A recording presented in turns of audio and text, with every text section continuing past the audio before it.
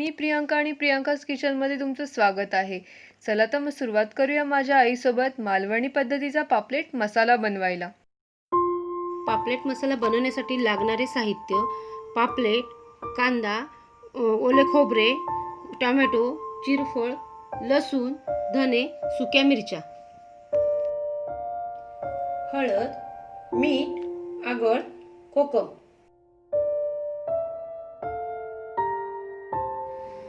ही मी बाजारातून फ्रेश पापलेट आणले.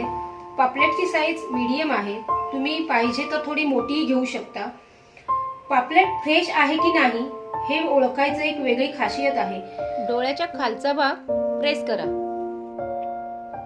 पहा, हे पापलेटचं व्हाईट कलरचं जे पाणी आलंय ते थोडंसं घट्टसर असतंय.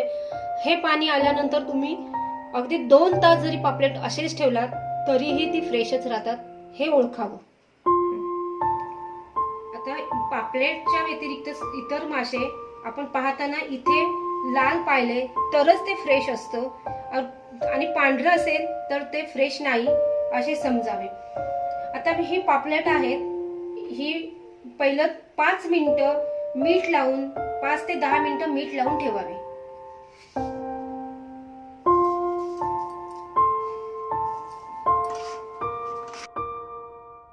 10 मिनिटानंतर कट करून स्वच्छ धुवून घ्यावे. हे बघा, पापलेट आपण कट करून घेतले आहे. पापलेटला प्रथम 1 ते 1.5 चमचा मीठ लावा.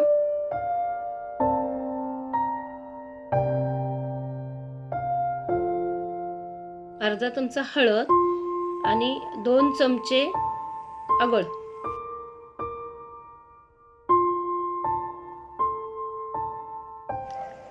याला चांगले 5 मिनिटं चोळून घ्यावे.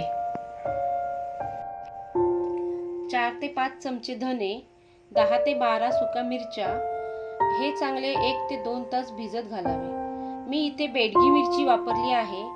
जर तिखट मिरची वापरणार असाल तर थोड्या मिरच्या कमी वापराव्या. प्रथम आपण मिरची आणि धने भिजत घातले होते त्याचं वाटण करून घेतलं आहे.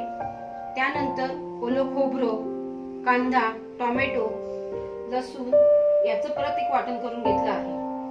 आता मी गॅसवर भांडं ठेवलं आहे. आपण फोडणी घालू. भांडं तापलं आहे. आता त्यामध्ये मोठे 4 चमचे आपण तेल ओतूया. तेल चांगलं तापून द्यावं. तेल तापल्यानंतर त्यामध्ये कांदा ओतावा.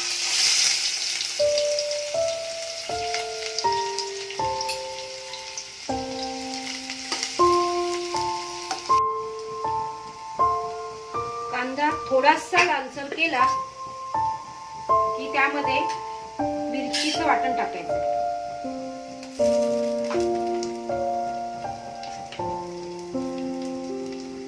मिरचीचं वाटण आपल्या आवडीनुसार कमी जास्त करू शकता.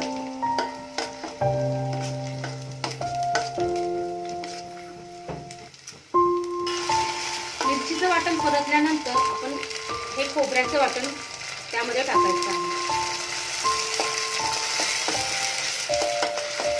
आपल्याला किती घट्ट पाहिजे त्यानुसार वाटण कमी जास्त करू शकतो. आता आपण मच्छीला थोडं मीठ लावलेलं होतं. ग्रेव्ही मध्ये थोडंसं मीठ परत टाका.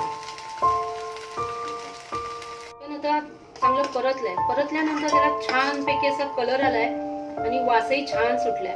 आता त्यामध्ये थोडंसं पाणी घालूया.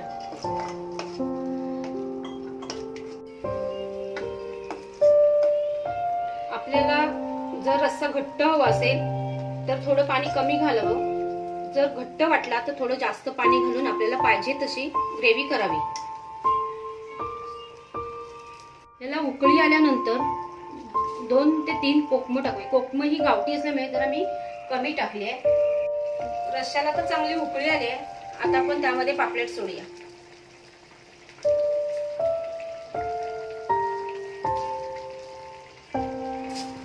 पापलेट जास्त वेळ शिजवू नये, नाहीतर ते कुस्करते. 5 ते 6 मिनिटे शिजवावे. हे पहा पापलेट किती छान शिजले आहे. मालवणी पद्धतीचा पापलेट मसाला तयार आहे.